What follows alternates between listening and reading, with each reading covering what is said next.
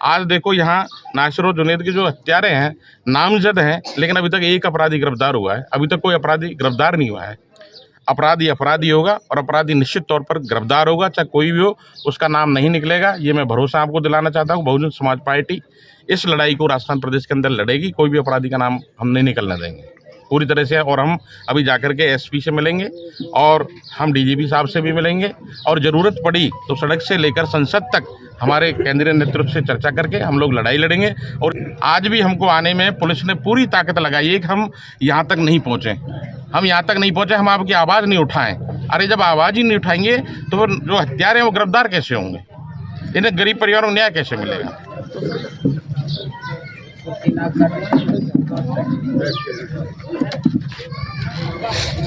इधर आ जाओ चौथ साहब, अध्यक्ष साहब, आप इधर बैठो।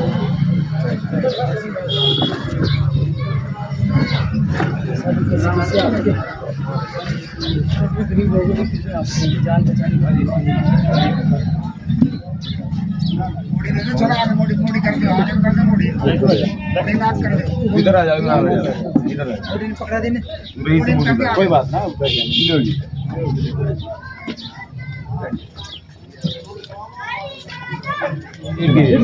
यही बात वही चला रहा था सारा परिवार। आओ बैठो बैठो, आइए नमाज लो करो और सर्दी तभी नमाज मैं बैठा। जुनैद का घर है नहीं? हाँ जी, जुनैद का। कौन सा? ये वाला है, ये वाला जी, ये पीछे पीछे। कितने बच्चे थे जुनैद के? 6 बच्चे। 6 और 2 लड़की, इनकी शादी भी है, इनकी अभी रिश्ता कई मारे डोल रही है। और फिर परिजन देखो कितने गरीब हालत में, बेचारा गरीब देखो। आज नासिर है या जुनैद भाई कितने ईमानदार है, वही गरीब है बहुत ज़्यादा, कुछ भी ना है साहब। और बेचारों को किस तरह से बेरहमी से इन लोगों ने दरिंदों ने किया। आज कोई परेशानी है तो आदमी मांग तो करेंगे, धरने पे तो बैठेगा ही। वो बता रहे हैं उन्हीं को नोटिस वगैरह दे दिए हैं, उनको प्रताड़ित किया जा रहा है। तो ये तो लोकतंत्र में आवाज़ को क्यों दबाया जाए?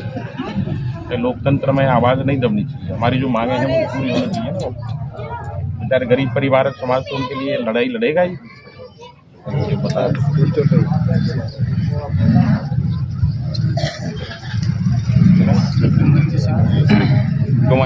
सर, जो इस तरह की घटनाएं ये पहली नहीं है, ऐसी और भी बहुत सी घटनाएं हो चुकी हैं।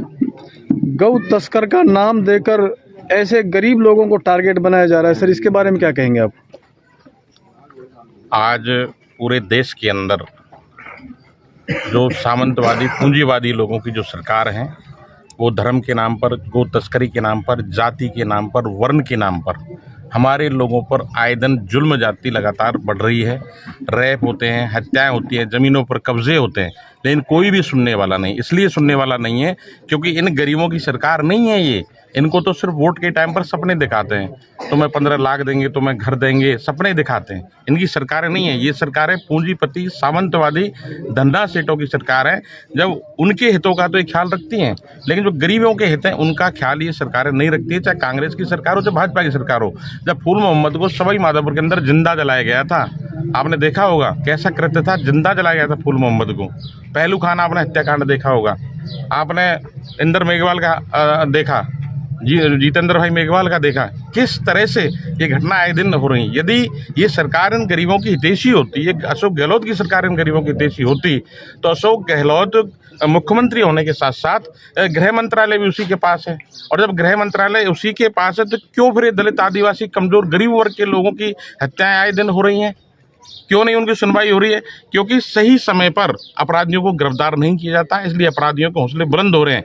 आज देखो यहाँ नासिर और जुनैद के जो हत्यारे हैं नामजद हैं, लेकिन अभी तक एक अपराधी गिरफ्तार हुआ है। अभी तक कोई अपराधी गिरफ्तार नहीं हुआ है। सर, जो उनमें मेन जो उनका सरगना है, उसको बचाने के लिए हिंदू लोगों ने प्रोटेस्ट किया है, महापंचायत की है, और उनका नाम उन्होंने निकलवा भी दिया है। तो उसके बारे में क्या कहेंगे सर?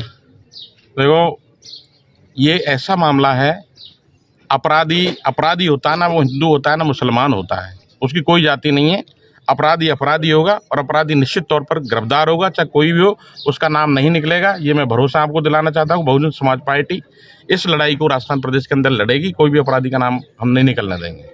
पूरी तरह से। और हम अभी जाकर के एसपी से मिलेंगे और हम डीजीपी साहब से भी मिलेंगे और ज़रूरत पड़ी तो सड़क से लेकर संसद तक हमारे केंद्रीय नेतृत्व से चर्चा करके हम लोग लड़ाई लड़ेंगे। और इसीलिए आज हमारे बीच में, हमारे साथ में सेंटर से आदरणीय बहन जी के आदेश पर केंद्रीय कोऑर्डिनेटर सुरेश आर्य जी आए हैं, हमारे भाई खुर्शीद जी आए हैं, हमारे पूर्व जिला प्रमुख सम्मानीय खेमकरण तोली जी आए हैं, सम्मानीय हमारे हरी सिंह तेनगुरिया जी आए हैं, जिला अध्यक्ष हमारे मोतीली जी आए हैं, चरण दुबे जी आए हैं, रमेश खेड़ा जी आए हैं।